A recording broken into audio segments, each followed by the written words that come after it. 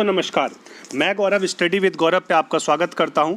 तो आज हम अप्रैल फर्स्ट वीक के करंट अफेयर की पार्ट 3 वीडियो शुरू करने जा रहे हैं और इस वीडियो में हम कुछ बहुत ही अच्छे क्वेश्चन फर्स्ट वीक के कवर करेंगे। और इससे पहले मैंने पार्ट 1 और पार्ट 2 पर भी वीडियो बनाई है, तो 2 वीडियो फर्स्ट वीक की पहले भी आ चुकी है चैनल पर, तो आप जाकर उस वीडियो को देख सकते हैं। मैं डिस्क्रिप्शन बॉक्स पर उसका लिंक डाल देता हूं और जहां से आप उस लिंक से उन वीडियो को देख सकते हैं। अच्छा, तो जो सेकंड वीक की जो मैं वीडियो बनाऊंगा, 1-2 दिन में सेकंड वीक की भी वीडियो अपलोड होंगी, जिसमें हर वीक की आपको इस तरह से पार्ट 1, पार्ट 2, पार्ट 3 करके 3 वीडियोस मिलेंगी। तो अगली वीक से जो भी वीडियोस आएंगी वो बाइलिंगुअल आएंगी, हिंदी और इंग्लिश दोनों लैंग्वेज में क्वेश्चंस आपको लिखे हुए मिलेंगे। ठीक है, तो अभी फ़िलहाल इस वीडियो में आपको जो क्वेश्चन है वो इंग्लिश में ही देखने को मिलेंगे, लेकिन मैं कोशिश करता हूं कि आपको जो क्वेश्चंस है उसका हिंदी मतलब भी समझाऊं, है ना। दोनों लैंग्वेज में यहाँ पर मैं चीज़ों को एक्सप्लेन करता हूं, तो इसमें कोई दिक्कत नहीं होनी चाहिए। तो बिना किसी देरी के हम वीडियो को शुरू करते हैं। तो क्वेश्चन नंबर 1 से शुरू करते हैं बच्चे। क्वेश्चन नंबर 1 क्या कहता है? Recently UN secretary general Antonio Guterres, बहुत ही इंपॉर्टेंट क्वेश्चन है ये। ठीक है, यूएन का, यूनाइटेड नेशन का सेक्रेटरी जनरल कौन है? तो यूनाइटेड नेशन का सेक्रेटरी जनरल जो है वो एंटोनियो गुटेरेस है। उन्होंने क्या किया भाई? टर्म्ड कोविड-19 as the most challenging crisis since world war 2 on which day UN was establish. ठीक है, तो जो एंटोनियो गुटेरेस हैं उन्होंने क्या कहा कि जो कोविड-19 है वो उसकी तुलना उन्होंने वर्ल्ड वॉर 2 से करी है। जैसी चैलेंजिंग क्राइसिस वर्ल्ड वॉर 2 में आई थी, है ना, इसी तरीके से चैलेंजिंग क्राइसिस कोविड-19 में देखने को मिली है। तो क्वेश्चन क्या है? क्वेश्चन ये है कि यूएन जो है किस दिन एस्टेब्लिश, किस दिन इसकी स्थापना हुई थी। क्योंकि मैं फिर बार बार बोल रहा हूँ, ये क्वेश्चन आने वाले 6 महीने में इसका कोई एग्जिस्टेंस नहीं रहेगा इसके बाद। ठीक है, लेकिन यूएन किस दिन एस्टेब्लिश हुआ, ये क्वेश्चन कई बार एग्जाम में देखने को मिला है। तो इसी को हम क्या कहते हैं? स्टैटिक जीके कहते हैं, जो हमें कवर करनी है करंट अफेयर के साथ साथ। ठीक है, तो यूएन का जो एस्टेब्लिशमेंट हुआ था बच्चे 24 अक्टूबर 1945, है ना। 24 अक्टूबर 1945 को यूएन का एस्टेब्लिशमेंट हुआ था after the world war second, है ना। द्वितीय विश्व युद्ध के बाद यूएन की स्थापना हुई थी 24 अक्टूबर 1945, है ना। तो आपको कमेंट बॉक्स में कमेंट क्या करना है कि यूएन का हेडक्वार्टर कहाँ पर है। बहुत ही आसान क्वेश्चन मैंने आपसे पूछा है, यूएन का हेडक्वार्टर कहाँ पर है, इसको आपको कमेंट बॉक्स में कमेंट करना है। ठीक है, सेकंड क्वेश्चन पे चलते हैं बच्चे। सेकंड क्वेश्चन क्या कहता है? नासा ने लॉन्च किया है एक न्यू मिशन। क्या उस मिशन का नाम है? सनराइज, है ना। किस लिए इन्होंने लॉन्च किया है? To study the giant solar particle storm, है ना। तो जो सन की सतह पर सोलर पार्टिकल स्टॉर्म, है ना, सोलर तूफान आते हैं, बहुत ही विकराल सोलर जो तूफान आते हैं, उसकी स्टडी करने के लिए एक मिशन लॉन्च किया है नासा ने, सनराइज, है ना। तो क्वेश्चन क्या है भाई? Who is the administration of NASA? तो नासा का एडमिनिस्ट्रेटर कौन है? तो नासा का एडमिनिस्ट्रेटर हैं जिम बेरेनडेनस्टाइन, है ना। Jim Bridenstine is the administrator of NASA, है ना। तो नासा क्या है भाई? नासा अमेरिका की स्पेस एजेंसी है। नासा क्या है? NASA is the space agency of America, जिसकी फुल फॉर्म है National Aeronautics and Space Administration. याद रखना भाई, काफ़ी इंपॉर्टेंट फुल फॉर्म है, National Aeronautics and Space Administration. तो नासा ने 31 मार्च 2020 को ये सनराइज प्रोग्राम की घोषणा की और इन्होंने कहा कि हम एक सनराइज प्रोग्राम लॉन्च कर रहे हैं, है ना, जो कि जो सूर्य की सतह पर आने वाले तूफान हैं उसकी ये स्टडी करेगा, है ना। तो सनराइज का भी जो फुल फॉर्म है ये आप याद कर सकते हैं, सन रेडियो इंटरफेरोमीटर स्पेस एक्सपेरिमेंट, है ना। तो इस तरीके से आप इसकी फुल फॉर्म भी याद रख सकते हैं, आगे आने वाले एग्जाम में पूछी जा सकती है फुल फॉर्म। ठीक है, तो हम नेक्स्ट क्वेश्चन पे चलते हैं बच्चे। नेक्स्ट क्वेश्चन क्या कहता है? Who is the author of the book? Who is the author of the book? किस बुक के author of the book the death of Jesus, है ना। तो डेथ ऑफ जीसस के ऑथर कौन हैं और विच हैज़ बीन रिलीज्ड, है ना। तो इसके ऑथर हैं भाई J.M. कॉटजी, है ना, JM कॉटजी, बहुत इंपॉर्टेंट क्वेश्चन रहने वाला है। आने वाले SSC या रेलवे के एग्ज़ाम में क्वेश्चन 100% देखने को मिलेगा, है ना। तो डेथ ऑफ द जीसस, इसके ऑथर हैं JM कॉटजी, ठीक है। नेक्स्ट क्वेश्चन पे हम चलते हैं। नेक्स्ट क्वेश्चन क्या कहता है, which of the following country has recommended bile bear for the treatment of कोविड-19, है ना। तो बाइल बियर के का यूज़ ट्रीटमेंट कोविड-19 के लिए बाइल बियर का यूज़ करने के लिए किस कंट्री ने बोला है, तो ये कंट्री है भाई चाइना। तो चाइना ने कहा है कि आप बाइल बियर का यूज़ कर सकते हैं कोविड-19 की ट्रीटमेंट के लिए, है ना। तो इन्होंने क्या कहा कि उसके ब्लड से कुछ ऐसे एंटीबॉडी मिली हैं जिससे वैक्सीन बनाई जा सकती है ना। तो ये चाइना ने एक सुझाव दिया है, क्या पता उन्होंने किया हो ऐसा, है ना। और उन्होंने अभी कुछ वैक्सीन बना ली हो लेकिन वो दुनिया को ना दिखा रहे हों, ठीक है। तो इस तरीके से ऐसा कुछ हो सकता है, लेकिन ये चाइना ने एक सिग्नल दिया है बाइल बियर से हम कोविड-19 का ट्रीटमेंट कर सकते हैं, ठीक है। तो क्वेश्चन नंबर 5 पे चलते हैं बच्चे। क्वेश्चन नंबर 5 क्या कहता है, recently Nobel laureate Philip Anderson, बहुत ही बड़े साइंटिस्ट थे फिलिप एंडरसन, जिनको 1967 में फिजिक्स के क्षेत्र में नोबेल पुरस्कार मिला, है ना, 1977 में, सॉरी। तो इनको नोबेल पुरस्कार मिला 1977 में। तो किस फील्ड में मिला, फिजिक्स के फील्ड में। तो ये जल्द ही इनका निधन हो गया, है ना, he will passed away, Philip Anderson, है ना। इन्होंने मैटर के ऊपर अपनी थ्योरीज दी थी, सॉलिड स्टेट के ऊपर अपनी थ्योरीज दी थी, इन्होंने फेरोमैग्नेटिज्म के भी ऊपर अपनी थ्योरीज दी है।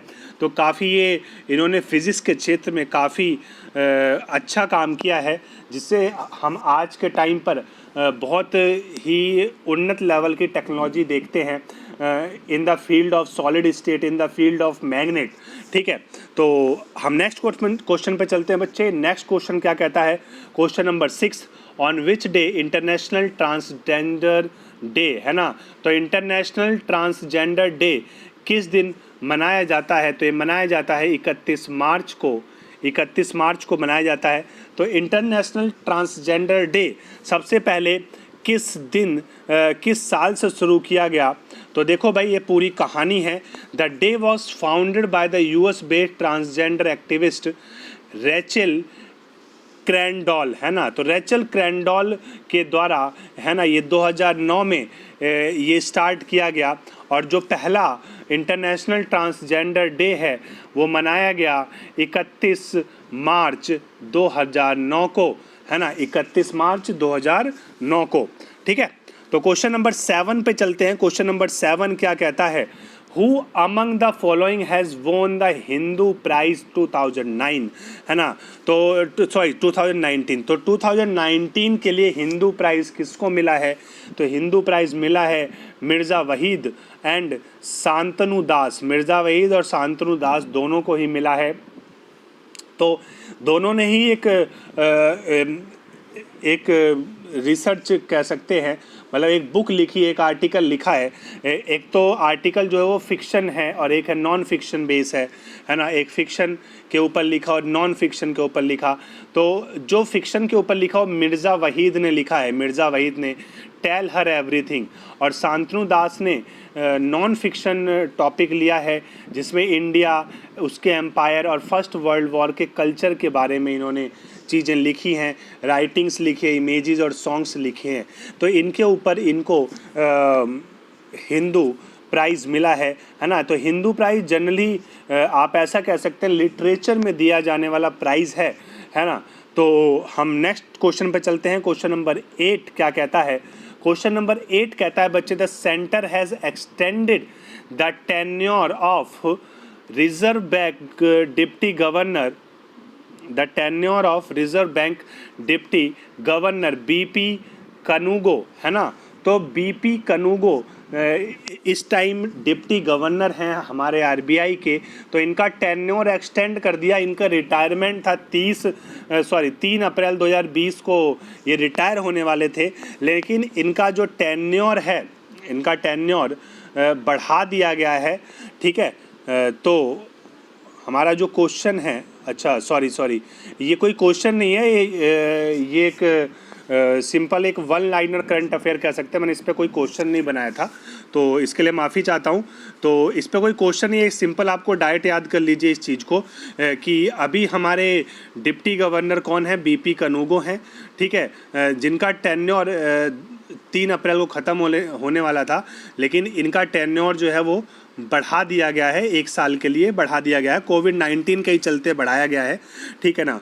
तो अब क्वेश्चन नंबर 9 पे चलते हैं भाई। क्वेश्चन नंबर 9 क्या कहता है, recently Asian development bank announce the $100 million, है ना। तो एशियन डेवलपमेंट बैंक ने $100 मिलियन इंडियन इंफ्रास्ट्रक्चर सेक्टर के लिए अनाउंस किए हैं। तो जो एशियन डेवलपमेंट बैंक है, एडीबी जो है, उसका प्रेसिडेंट कौन है ना। तो उसका प्रेसिडेंट है मासाटसुगु आसाकावा, है ना। मासाटसुगु आसाकावा इसके प्रेसिडेंट हैं। और अगर मैं बात करूं एडीबी के बारे में, जैसे कि एडीबी का जो फाउंडेशन था, मतलब इसकी स्थापना 19 दिसंबर 1966 में की गई और इसका हेडक्वार्टर मनीला फिलीपींस में है। तो एडीबी एशियन डेवलपमेंट बैंक का जो हेडक्वार्टर है वो मनीला फिलीपींस के अंदर है और इसका जो फाउंडेशन है, इसकी स्थापना की गई थी 19 दिसंबर 1966 में, ठीक है। तो क्वेश्चन नंबर 10 पे चलते हैं। क्वेश्चन नंबर 10 क्या कहता है हमें, रिसेंटली विच कंट्री प्रिंसेस, है ना, Maria Teresa become the first to die from कोविड-19, है ना। तो किस कंट्री की, किस देश की जो प्रिंसेस मारिया टेरेसा थी, है ना, जो कोविड-19 की वजह से मर गई, वो मरी हैं स्पेन की princess.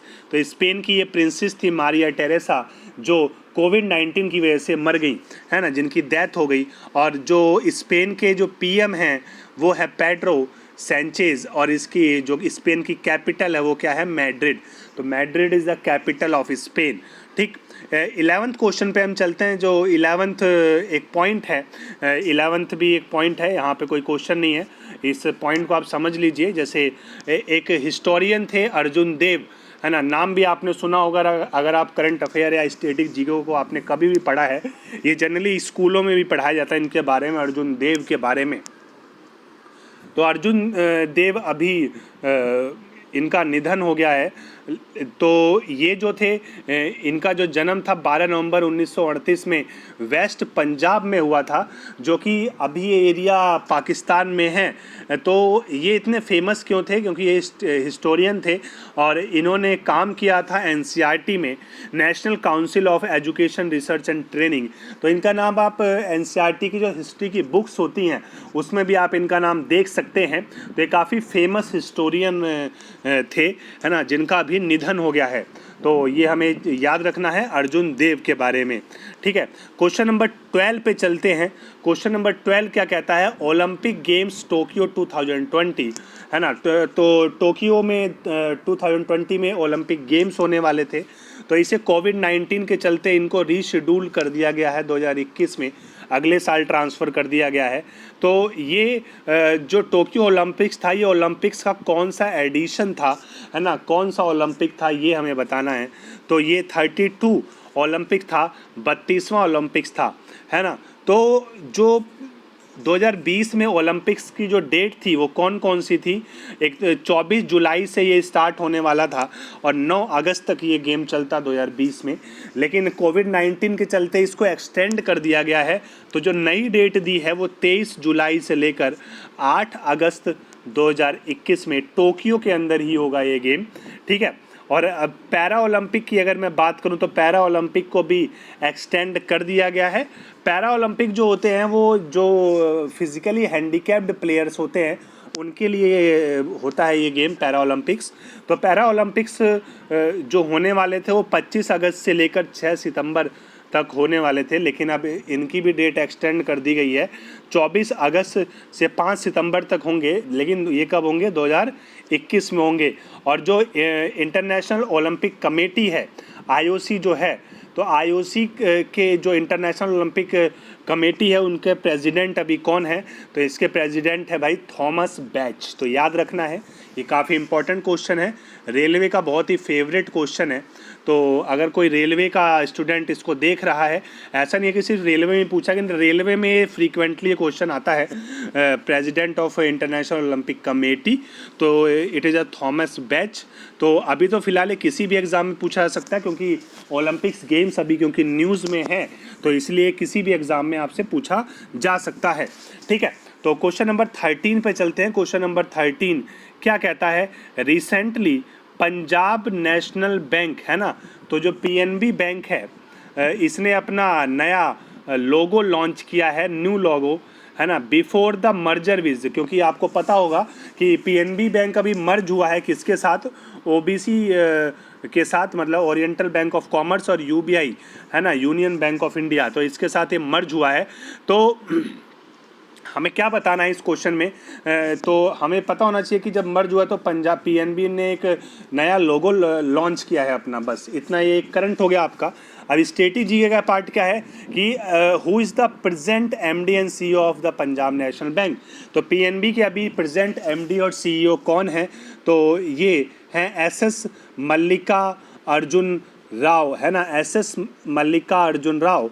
It is the present CEO of PNB, Punjab national bank है ना। तो और पीएनबी किसके साथ मर्ज हुआ है? ओबीसी और यूबीआई के साथ ये मर्ज हुआ है।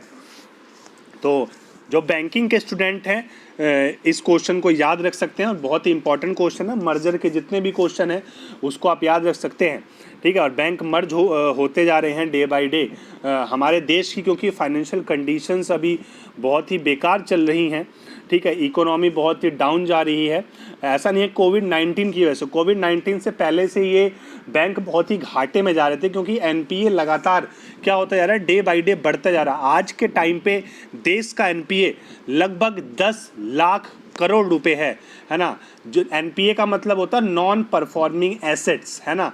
ये ऐसा बैड लोन होता है जिसको बैंक रिकवर नहीं कर पाते हैं, this is called the NPA, है ना। तो एनपीए आज के टाइम में 10 लाख करोड़ रुपए पहुंच गया है। तो आप हिसाब लगा सकते हैं कि बैंक कितने ज़्यादा लॉस में जा रहे हैं। इस वजह से जो गवर्नमेंट हमारी बैंक को मर्ज करके जो उनका वित्तीय घाटा है वो कम करने की कोशिश कर रही है ना। तो आगे देखते हैं कि इकोनॉमी में किस हद तक सुधार आता है। तो वो सब गवर्नमेंट की रेस्पॉन्सिबिलिटी है, कैसे वो डिसीजंस लेती है इकोनॉमी के ऊपर। तो हम नेक्स्ट क्वेश्चन पे चलते हैं बिना किसी देरी के। क्वेश्चन नंबर 14 की अगर मैं बात करूं तो 14 क्या कहता है? Which Indian state police launch a mobile app RajCop app launch किया है, सिटीजन ऐप, ये पूरा नाम है राजकोप सिटीजन ऐप, है ना। तो इंडियन स्टेट पुलिस ने लॉन्च किया है। किस स्टेट की पुलिस ने लॉन्च किया? राजस्थान स्टेट पुलिस ने लॉन्च किया ये ऐप, राजकोप ऐप। ठीक है, राज ऐसे याद रख सकते हैं आप, राज से राजस्थान याद रख सकते हैं, तो कभी भूलेंगे नहीं कि राजकोप का मतलब राजस्थान, यहाँ से इस तरीके से याद कर सकते हैं इस चीज़ को। क्वेश्चन नंबर 15 पे चलते हैं बच्चे। रिसेंटली नॉर्थ मैकेडोनिया है ना has now officially joined NATO and it's 30 member, who is the secretary general of NATO. ठीक है, तो north Macedonia is a country, एक कंट्री है जिसने अभी ऑफिशियली नाटो को ज्वाइन किया है, और इसके 30 मेंबर जो पहले थे उसको भी ज्वाइन किया है। तो नाटो के अभी जनरल सेक्रेटरी कौन है? तो नाटो के अभी जो जनरल सेक्रेटरी हैं, जस्ट अ मिनट, नाटो के जो जनरल सेक्रेटरी हैं बच्चे, वो Jens Stoltenberg is the general secretary of NATO. और अगर हम नाटो की बात करें तो नाटो के बारे में कुछ इंपॉर्टेंट पॉइंट्स को देखते हैं। जैसे नाटो की फुल फॉर्म पहले, तो NATO is also called the north Atlantic aliens, और नॉर्थ अटलांटिक एलियंस नाटो है। ठीक है, तो जो नॉर्थ अटलांटिक है वो एक एलियंस है। तो ये कैसा अलायंस है? ये एक इंटर गवर्नमेंटल और मिलिट्री अलायंस है ना। ये गवर्नमेंट के बीच में भी अलायंस और जो उन देशों की जो मिलिट्री है उनके बीच में अलायंस है। तो इसमें टोटल 30 नॉर्थ अमेरिका और यूरोपियन कंट्री आती हैं, जो कि इम्प्लीमेंट करती हैं नॉर्थ अटलांटिक ट्रीटी, है ना, जो कि साइंड हुई थी सबसे पहली बार 4 अप्रैल 1949 को। तो नाटो की स्थापना आप समझ सकते हैं 4 अप्रैल 1949 को। और जो नाटो जो है वो क्या करता है, एक कलेक्टिवली एक डिफेंस सिस्टम को बनाता है ना, जो कि जितने भी इसके मेंबर देश हैं वो आपस में एक दूसरे को डिफेंसली और जो इंटर गवर्नमेंट तरीके से एक दूसरे की हेल्प करते हैं नाटो के अकॉर्डिंग, है ना। तो नाटो का अगर हेडक्वार्टर की बात करें तो नाटो का जो हेडक्वार्टर है वो इवेरे ब्रुसेल्स में है, जो कि बेल्जियम में एक जगह है, ठीक है। और इसका जो एलाइड कमांड ऑपरेशन का जो हेडक्वार्टर है वो कहाँ है, वो भी बेल्जियम में है, लेकिन कहाँ पर है, मॉन्स में है, मॉन्स में बेल्जियम में। और ये है ब्रुसेल्स बेल्जियम में। तो इस चीज़ को याद रखना है, क्वेश्चन को कैसे भी पूछा जा सकता है। अगर एलाइड कमांड ऑपरेशन का हेडक्वार्टर पूछा जाता है तो होगा मॉन्स बेल्जियम, और सिर्फ पूछा जाता है कि नाटो का हेडक्वार्टर कहाँ है तो ब्रुसेल्स बेल्जियम, ठीक है। तो इन दोनों चीज़ों को आपको याद रखना है। तो यहीं पर हम इस वीडियो को ख़त्म करते हैं। और अगर आपको वीडियो पसंद आई है तो वीडियो को लाइक करें, शेयर करें, और अगर कहीं पे कोई भी डाउट है तो वो आप कमेंट बॉक्स में कमेंट कर सकते हैं, और चैनल को सब्सक्राइब करें। और अगर आपको किसी भी स्टैटिक जीके किसी भी स्पेसिफिक टॉपिक पर अगर आपको वीडियो चाहिए तो आप उस पर कमेंट कर सकते हैं, तो मैं जल्दी उस वीडियो को प्रोवाइड करा सकता हूं। और वैसे तो मेरी पूरी कोशिश रहती है कि करंट अफेयर में ज़्यादातर चीज़ें स्टैटिक जीके की कराई जाएं, क्योंकि वही बेनिफिशियल होती हैं एग्ज़ाम पॉइंट ऑफ व्यू से। तो अगर आपको वीडियो पसंद आई है तो चैनल को सब्सक्राइब कर दीजिए और वीडियो को लाइक कर दीजिए। तब तक के लिए धन्यवाद, और लॉकडाउन में घर के अंदर रहिए। Thank you.